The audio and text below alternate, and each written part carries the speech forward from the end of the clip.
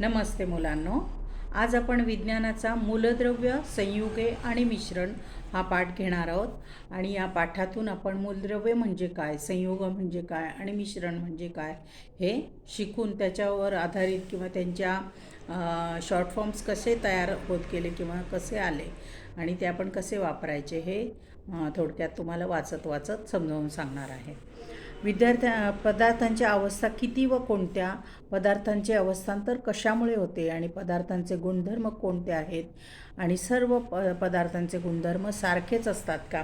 आता ह्याच ज्या सगळ्या गोष्टी आहेत हे मागच्या वर्षी आपण बघितले. पदार्थांच्या अवस्था कोणत्या, स्थायीरूप, द्रवरूप, वायुरूप या पदार्थांच्या अवस्था असतात, त्या कशा असतात, त्याचे गुणधर्म कोणते, हे सगळं आपण मागच्या वर्षी शिकलेलो आहोत.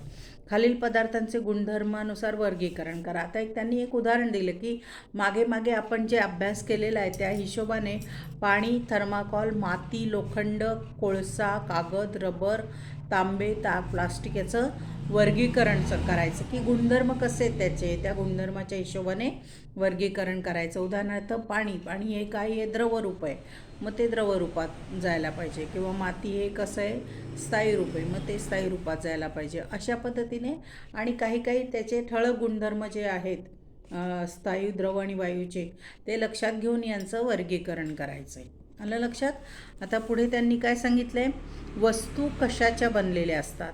माती, विजेची तार, स्वयंपाकाची भांडी, खिळे, टेबल, खुर्ची, खिडकीचे तावदानं, मीठ, साखर यासारख्या दैनंदिन वापरातील वस्तू कशापासून बनलेल्या असतात.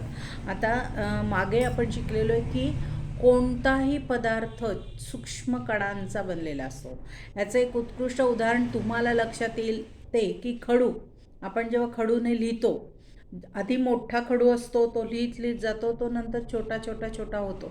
का होतो, कारण त्याचं ते पुढचं जे टोक असतं ते लिहून काय होतं, झिजत जातं. म्हणजे काय, जेव्हा आपण त्याला पुसतो तेव्हा खाली कण पडतात, बरोबर. म्हणजेच काय झालं की हा जो खडू आहे तो ह्या सगळ्या कणांना एकत्र करून बनवलेला आहे, बरोबर. म्हणजे कोणताही पदार्थ हा बारीक सूक्ष्म कणांचा बनलेला असतो. आता पहिलं आहे द्रव्य म्हणजे मॅटर. वस्तू ज्यापासून तयार होते त्या सर्वसाधारणपणे पदार्थ असे म्हणतात. सर्वसाधारणपणे पदार्थ या संस्थेला समानार्थी म्हणून द्रव्य हा शब्दसुद्धा वापरतात. मात्र शास्त्रीय परिभाषेत एका संकल्पनेसाठी एकच शब्द वापरला जातो आणि वस्तू ज्या पदार्थापासून किंवा ज्यापासून बनलेली असते त्याला शास्त्रीय भाषेत द्रव्य असे म्हणतात. म्हणजे द्रव्याची व्याख्या काय आहे की वस्तू ज्याच्यापासून बनली, ज्या गोष्टीपासून किंवा ज्या पदार्थापासून बनली आहे त्याला काय म्हणतात, द्रव्य असे म्हणतात. आणि ही द्रव्य हा वैज्ञानिक शब्द आहे, सायंटिफिक टर्म आहे. द्रव्याचे कण स्वरूप किंवा गुणधर्म म्हणजे द्रव्याचा जो कण असेल तो कण किंवा मोठा पदार्थ असेल तो पदार्थ, त्याचं आणि त्या कणाचा गुणधर्म कसा असतो, सारखा असतो का वेगळा असतो ते वाचूया. खडूचा तुकडा घेऊन तो बारीक किंवा लहान करत राहा, काय होईल. शाईचे थेंब रुमालाने पुसा किंवा रुमालाच्या कापड्यावर काय परिणाम होईल. किंवा अत्तराच्या बाटलीचे झाकण उघडले तर काय होईल. आता ह्या प्रश्नांचा जर आपण विचार केला तर मोठा खडू घेतला, असं केलं तरी रेगा उमटणार आहे, बरोबर.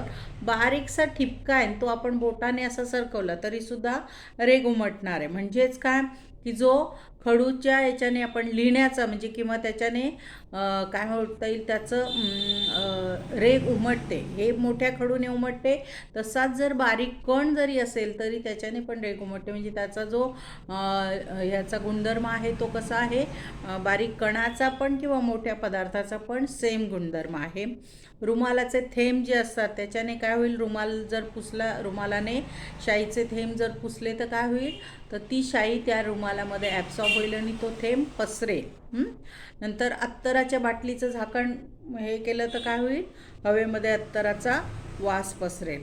मग आता इथे त्यांनी काय दिलं आहे, स्थायू, द्रव आणि वायू या अवस्थांमध्ये असणाऱ्या विविध वस्तूंमध्ये असणारे द्रव्य हेच वस्तूंच्या गुणधर्मासाठी कारणीभूत ठरतात. द्रव्य म्हणजेच काय, सूक्ष्म कण. त्याचे वस्तूंचे विभाजन करून लहान कण बनवले तरी द्रव्यामुळे त्या वस्तूत आलेले गुणधर्म तसेच राहतात. खडूचा पांढरा रंग, शाईचा निळा रंग किंवा अत्तराचा सुवास हे गुणधर्म त्या वस्तूपासून हे गुणधर्म त्या वस्तू ज्या द्रव्यापासून बनवल्या त्याच्यासारखेच असतात. म्हणजे जे मी म्हटलं की खडूने रेघ उमटणे म्हणजेच काय की तो पांढरा आहे, तर कणसुद्धा पांढराच राहतो, तो बारीक बारीक केला म्हणून त्याचा रंग बदलत नाही. किंवा शाईचा रंग, बाटलीतला रंग निळा असतो, तर तो थेंब जर आपण रुमालावर पडला किंवा रुमालाने पुसला तर त्याच्यावर पण तो निळाच दिसतो. म्हणजे शाईचा रंग बदलत नाही, थेंबाचाही रंग बदलत नाही, खडूच्या कणाचाही बदलत नाही आणि खडूचाही बदलत नाही. अत्तराचं बॉटलचा वास घेतला काय किंवा तो एक थेंब हवेत उडाला काय त्याचाही वास सेमच असतो. म्हणजे काय होतं की या सूक्ष्म कणांचा किंवा त्या पदार्थाचा वासामध्ये किंवा गुणधर्मामध्ये फरक पडत नाही. आलं लक्षात? आता आपल्या सभोवताली तसे दैनंदिन जीवनामध्ये आपण अनेक वस्तू पाहतो, त्यांना आपण स्पर्श करतो, त्यांचे गुणधर्म अभ्यासतो. या सर्व वस्तूंची निर्मिती एकाच प्रकारच्या द्रव्यापासून झालेली असते की एकापेक्षा अधिक द्रव्यांपासून. म्हणजे आपण आता रोज आपण वेगवेगळ्या गोष्टी वापरतो, बरोबर, म्हणजे वेगवेगळ्या. मग त्याच्यामध्ये खडू आहे, पाणी आहे, पावडर आहे किंवा अत्तर आहे किंवा आणखी काय काय पदार्थ आहे, खाण्याचे पदार्थ असतील किंवा आणखी काही. तर हे सगळे जे पदार्थ वापरतो ते सगळे फक्त एकाच गोष्टीपासून बनलेले असतात का? तर नाही. काही सिंगल असतात, काही मिक्स केलेले असतात, काही 2 असतात, काही 4 असतात. म्हणजे आपण वेगवेगळ्या प्रकारच्या वस्तू वापरत असतो की ज्याच्यामध्ये एकच एक पदार्थ असतोच असं नाही. आता पाणी पितो, पाण्यामध्ये काय आहे तर हायड्रोजन आणि ऑक्सिजनचं मिश्रण ते पाणी आहे. आलं लक्षात? तर पण तरी त्याच्यामध्ये अजून मिश्रण नाही. पण सरबत जे आहे त्याला आपण मिश्रण म्हणू शकतो. का म्हणू शकतो? कारण सरबतामध्ये पाणी असतं, साखर असते, लिंबू असतं, मीठ असतं. हे सगळं आपण एकत्र केलेलं म्हणजे वेगवेगळ्या गुणधर्मांचे पदार्थ एकत्र करून मग तो तिसऱ्याच याचा म्हणजे वेगळ्याच गुणधर्माचा पदार्थ तयार झालेला असतो. असं जर आपण नुसती साखर खाल्ली तर ती गोड लागते, नुसता लिंबू चाटला तर तो आंबट लागतो. पण जर ते सगळं एकत्र केलं तर गोडांबट सरबत तयार होतं. म्हणजेच असे वेगवेगळे पदार्थ आपण वापरत असतो. आता त्यांनी पुढे काय दिले? कोरीव मूर्ती, सोने, दूध, पाणी, फळी, कॉन्क्रीट, मीठ, माती, कोळसा, धूर, सरबत, शिजवलेली खिचडी, वाफ अशा पदार्थांमध्ये असणाऱ्या द्रव्याच्या स्वरूपानुसार द्रव्याचे घटक एक आहेत की अनेक, तसेच द्रव्याची स्थायू, द्रव, वायू यापैकी कोणती अवस्था आहे त्याचं वर्गीकरण करा. आता इथे ते तुम्हाला करायला सांगितलं.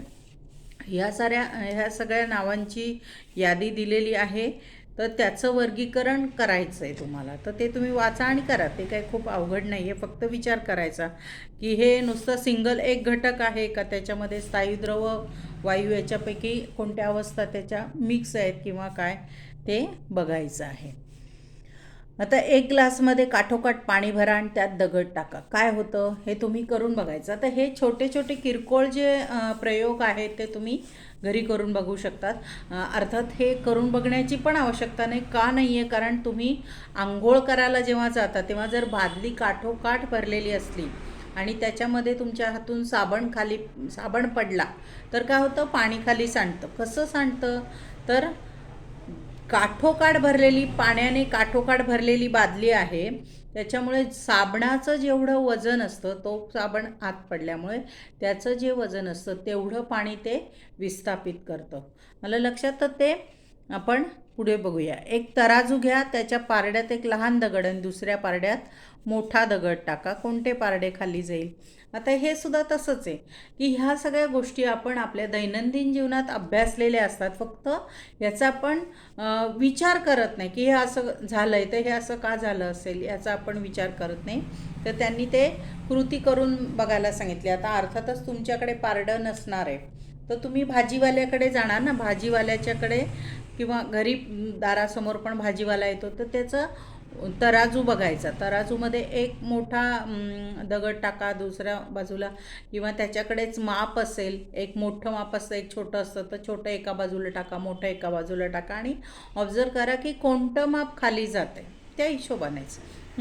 तर ह्या गोष्टी आपल्या दैनंदिन जीवनाशी निगडीत असतात आणि आपण या बघत असतो. फक्त तो सिरियसली आपण त्याच्याकडे नीट लक्ष देत नाही आणि त्या विचारात घेत नाही, एवढंच फक्त.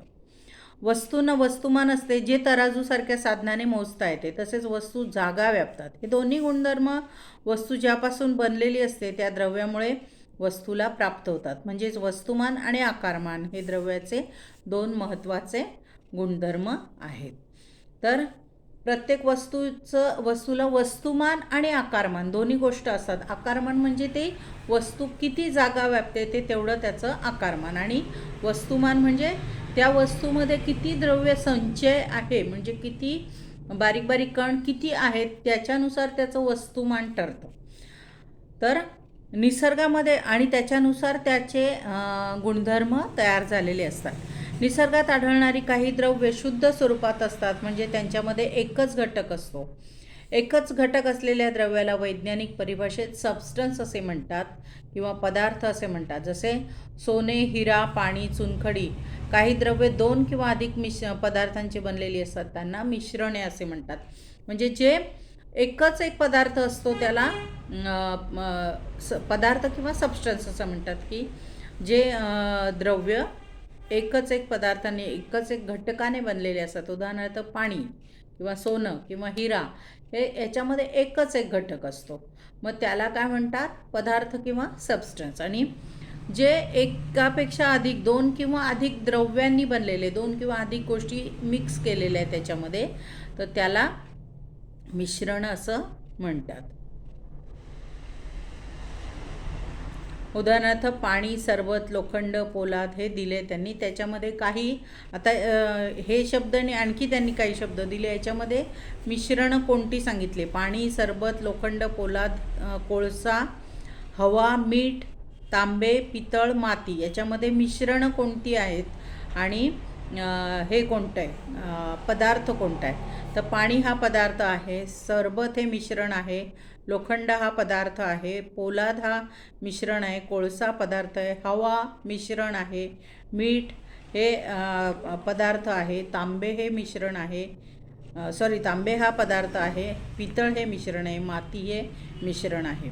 कारण मातीमध्ये पण एकापेक्षा अधिक घटक एकत्र झालेले असतात.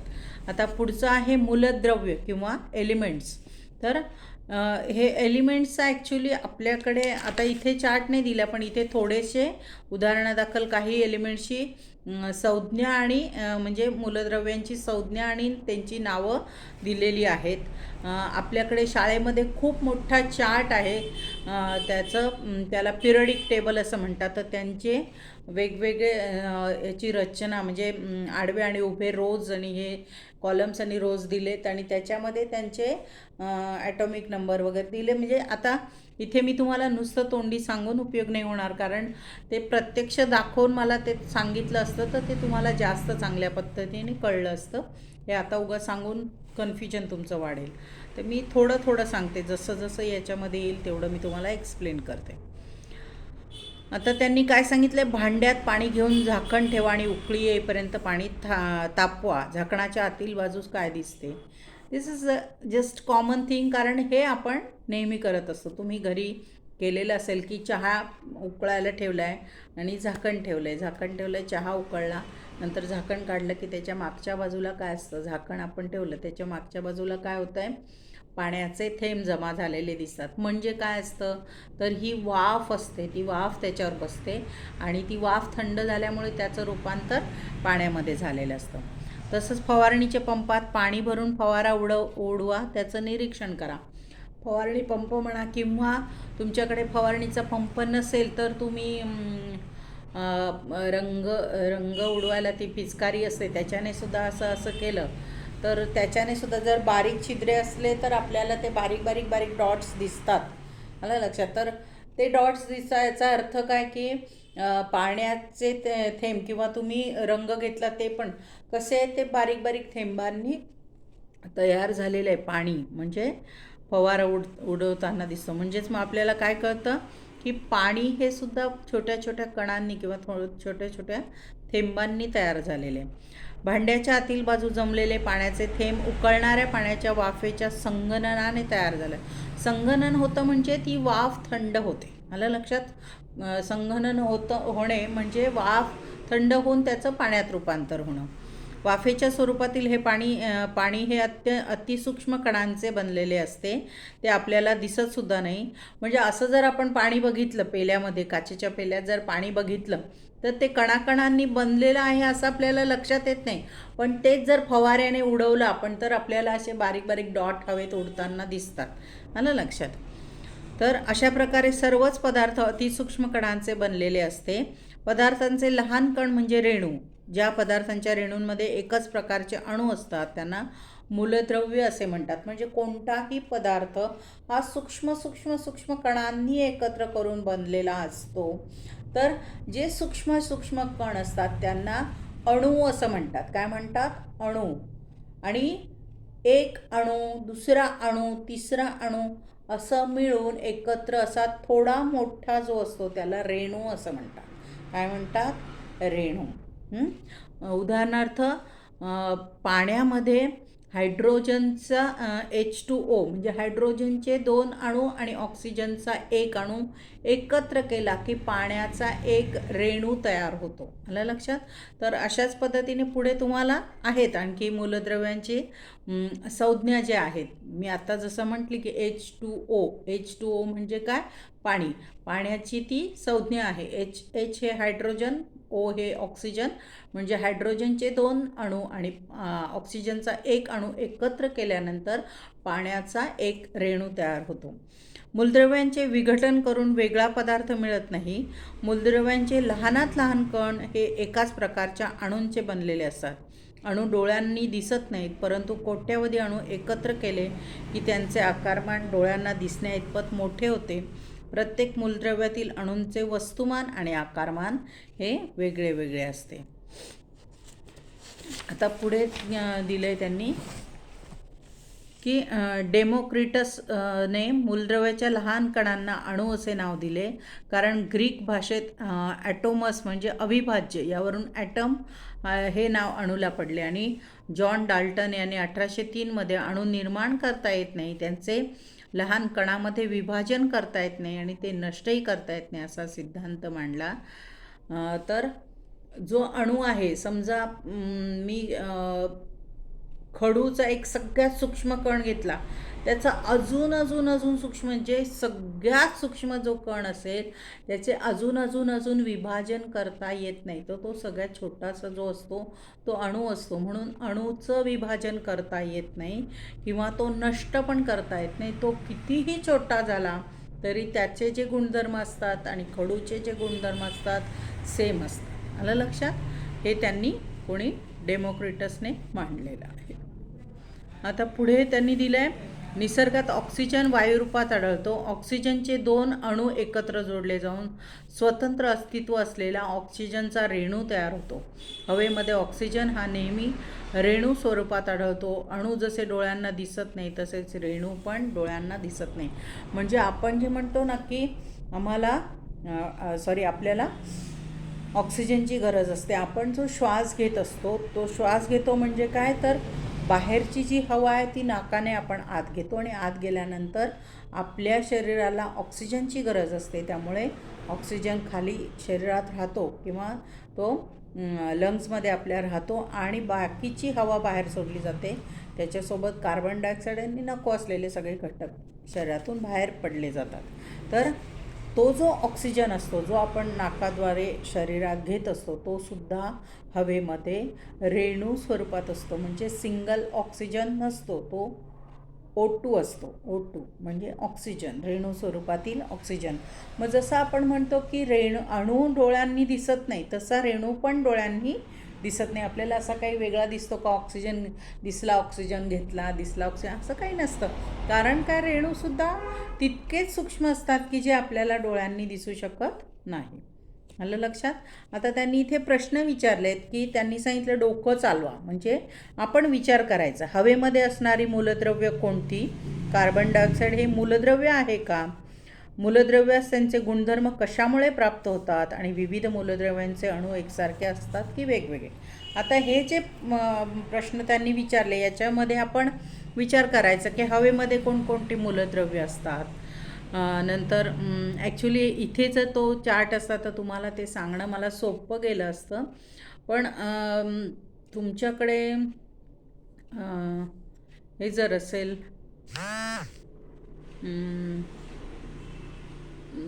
काय म्हणता येईल,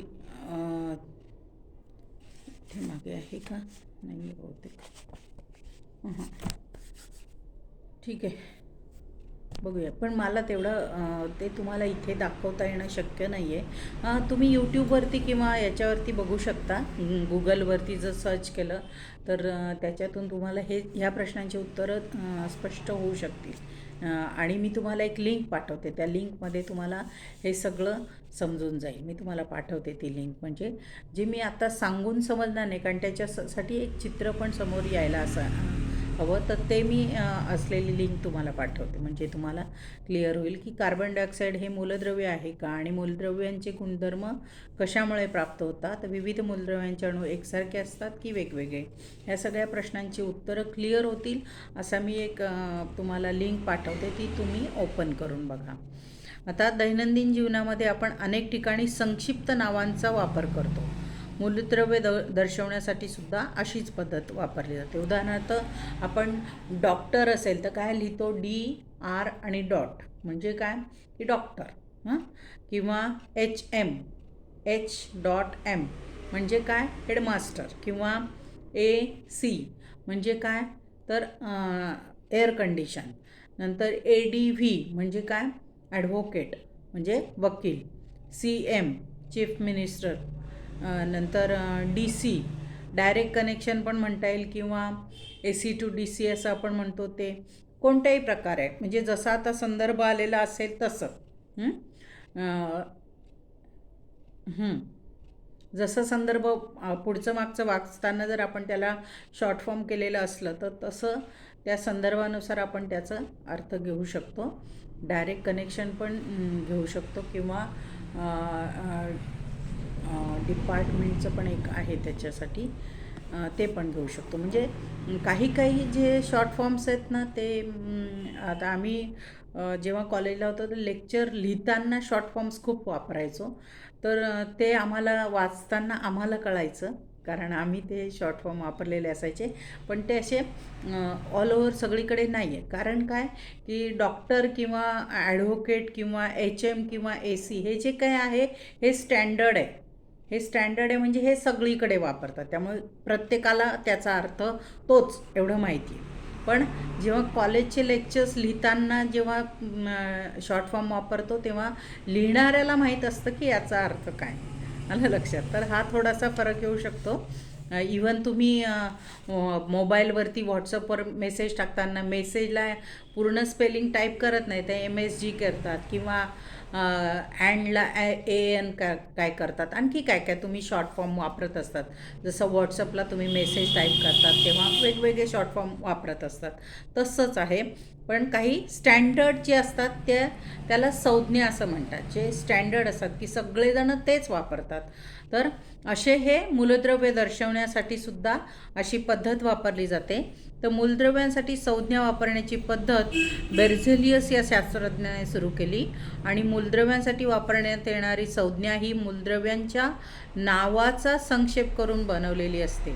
आणि प्रत्येक मूलद्रव्याची संज्ञा ही इंग्रजी मुळाक्षरांचा वापर करून दर्शवलेली असते. तरी आता तुम्हाला इथे मला चार्ट नसल्यामुळे हे सांगता येणार नाही, पण काही वेळा बघा तुम्हाला लक्षात येईल की समजा आता इथे हायड्रोजन दिला आहे, तर हायड्रोजनचं स्पेलिंग काय आहे, Hने सुरू होतं, म्हणजे HYDROGEN.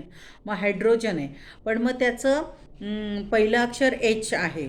पण दुसरा एक आहे हेलियम, पण मग हेलियमचं स्पेलिंग पण Hने सुरू होतं. मग हायड्रोजनचं पण Hने आहे, हेलियमचं Hने आहे. पण मग काय करायचं, म्हणून हायड्रोजनचा फक्त H घेतलेला आहे आणि हेलियमचा HE घेतलेला आहे. मग असे बरेचसे आहेत की ज्यांचं स्पेलिंग सारख्या जवळजवळ, म्हणजे पहिलं अक्षर तर सारखंच आहे, पण काही वेळा दुसरं अक्षर पण सारखं येतं. मग त्यावेळी काय करायचं आहे, मग तेव्हा त्यांनी बदल केलेला आहे, थोडासा बदल केलेला आहे. तर अशा पद्धतीने मूलद्रव्याचं नाव आणि त्याची संज्ञा, मूलद्रव्याचं नाव आणि त्याची संज्ञा हे पाठ करावं लागतं. पाठ करावं लागतं का?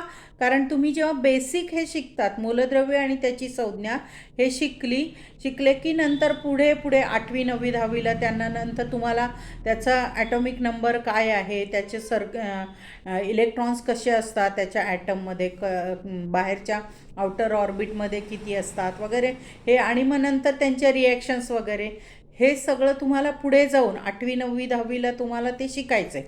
त्यामुळे जर आता तुम्ही ह्या संज्ञा नाही पाठ केल्या तर मग पुढे जाऊन तुम्हाला ते लक्षात येणार नाही की हे Fe लिहिले म्हणजे काय किंवा Cl लिहिले म्हणजे काय, हे तुमच्या लक्षात येणार नाही. त्यामुळे आता तुम्हाला सध्या काय करावं लागेल की हे मूलद्रव्यांचं नाव आणि त्याची जी संज्ञा आहे हे पाठ करून ठेवायला लागेल.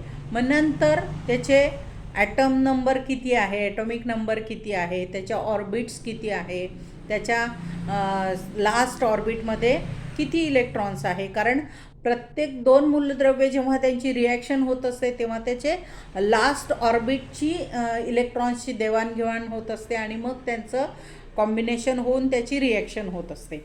पण हे सगळं तुम्हाला आता इथे नाही कळणार आहे. मला लक्षात, इथे फक्त काय लक्षात ठेवायचं की मूलद्रव्य आणि त्यांच्या संज्ञा ह्या पाठ करायच्या. मला लक्षात. तर शेजारील तक्त्यामध्ये मूलद्रव्य आणि त्यांच्या संज्ञा दिल्या आहेत. जेव्हा 2 किंवा अधिक मूलद्रव्यांच्या नावांमध्ये पहिले अक्षर सारखे असते तेव्हा संज्ञा लिहिण्यासाठी अक्षरांची जोडी वापरावी लागते. उदाहरणार्थ कार्बन आणि क्लोरीन, जसं मी आता हायड्रोजन आणि हेलियमचं सांगितलं, सेम तसंच की कार्बन आणि क्लोरीन दोन्हीचं स्टार्टिंग सीने आहे, पण मग कार्बनचं आहे म्हणून त्याला सी घेतला नुसता, आणि क्लोरीन आहे म्हणून त्याला कला ल जोडलेला आहे म्हणून त्याचा Cl घेतलेला आहे. अशाच पद्धतीने या संज्ञा तयार केलेल्या असतात. कळलं?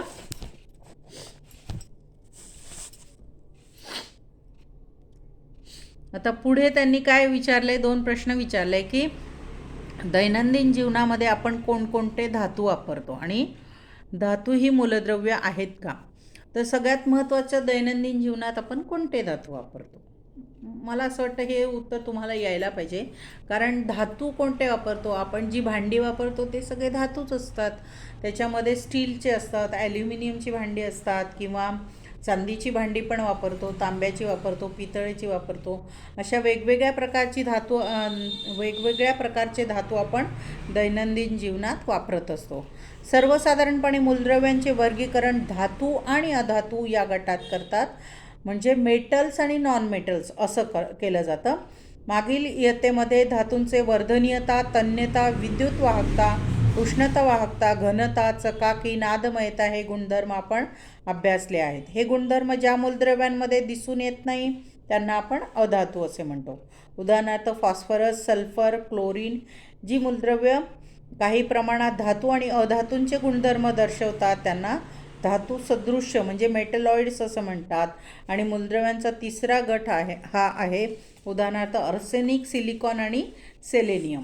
आता त्यांनी सांगितलेल्याप्रमाणे मूलद्रव्यांचे धातू, अधातू आणि धातू सदृश्य असे 3 गट पडतात. त्याच्यात मुख्य आहे धातू आणि अधातू. तर धातू म्हणजे कोणते? जे आपण रोज वापरतो, वेगवेगळ्या प्रकारची भांडी वापरतो, ते म्हणजे धातू. आणि अधातू म्हणजे काय की आपण धातूचे मागे मागे गुणधर्म अभ्यासले होते की त्याच्यामध्ये काय काय बघा, वर्धनीयता, तन्यता, म्हणजे त्याचा पत्रा तयार करू शकतो, बरोबर. धातू ठोकून त्याचा पत्रा तयार करू शकतो, ते ताणला जाऊ शकतो, म्हणजे त्याचं तार तयार करता येऊ शकते. त्याच्यानंतर विद्युत वाहकता म्हणजे आपण विजेच्या तारांमध्ये तांब्याची तार वापरतो. विजेचं जे आपलं वायर्स असतात त्याच्यामध्ये तांब्याची तार असते, म्हणजेच त्याच्यातून वीज वाहून नेली जाते, म्हणजे विद्युत वाहकता. नंतर उष्णता वाहकता, तर आपण तो प्रयोग मागे सांगितलेला की पातेल्यामध्ये आपण भाजी केलेली आहे किंवा कढईत भाजी केली आणि पळी त्यात विसरलो तर थोड्या वेळानंतर हात लावला तर चटका बसतो. का झालं? कारण खाली जो गॅस चालू होता त्याची उष्णता त्या भाजीत किंवा त्या पातेल्यात आली आणि ती नंतर त्या पळीला उष्णता कॅरी केली गेली किंवा वाहून आणली गेली आणि मग आपण हात लावल्यावर आपल्याला चटका बसला. म्हणजे हे उष्णता वाहकता, घनता, चकाकी, नंतर नादमयता म्हणजे भांडं खाली पडलं की आवाज येतो. हे सगळे गुणधर्म ज्याच्यात आहे तो धातू आणि हे सगळे गुणधर्म ज्याच्यात नाही तो अधातू. आलं लक्षात.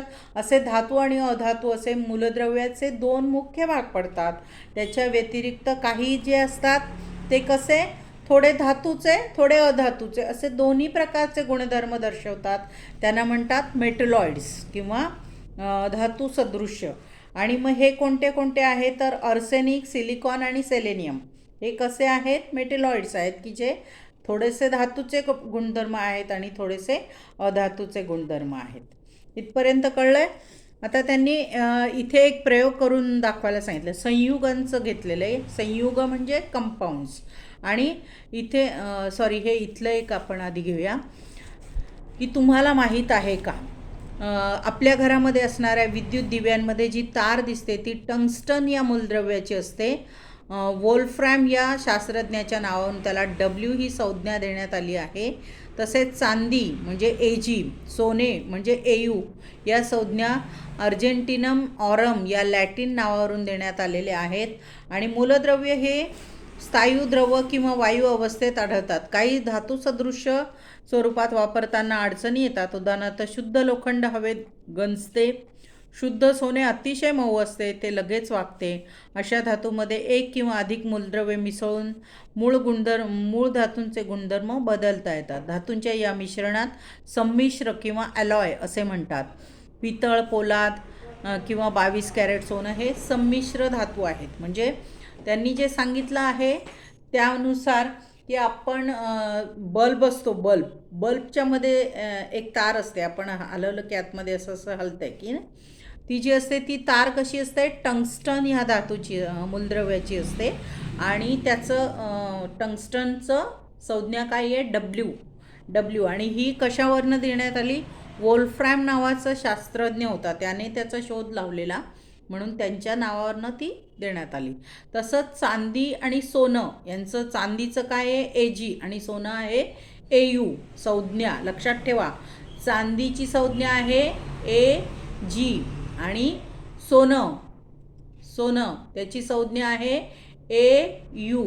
आणि हे काय आहे, अर्जेंटिनम म्हणजे अर्जेंटिनम हे सोन्याचं आणि ऑरम हे चांदीचं. तर हे लॅटिन नावं आहेत आणि याच्यावरनं ही संज्ञा देण्यात आलेली आहे. आता काही वेळा काय होतं की मूळ जे ओरिजिनल सोनं असतं ते कसं असतं, खूप सॉफ्ट असतं. म्हणजे जर आपण असं पटकन दाबलं तर ते दाबलं जाईल. मग ते दाबलं गेलं तर दागिने तर खराब होणार ना, तुटून जाणार लगेच. मग अशा वेळी काय करतात, त्याच्यात दुसरे धातू मिक्स केले जातात आणि त्याच्यापासून थोडा गुणधर्म वेगळा की जो एकदम मऊ धातू होता तो जरा टणक किंवा कडक होऊ शकतो. तर अशा पद्धतीच्या याला काय म्हणतात, ॲलॉय असं म्हणतात. इवन पितळ, पोलाद हे सुद्धा काय झालं आहे, ॲलॉय आहे. ॲलॉय किंवा त्याला संमिश्र धातू असं म्हणता येईल. आता पुढे दिले संयुग किंवा कंपाऊंड. एका परीक्षानळीत साखर घ्या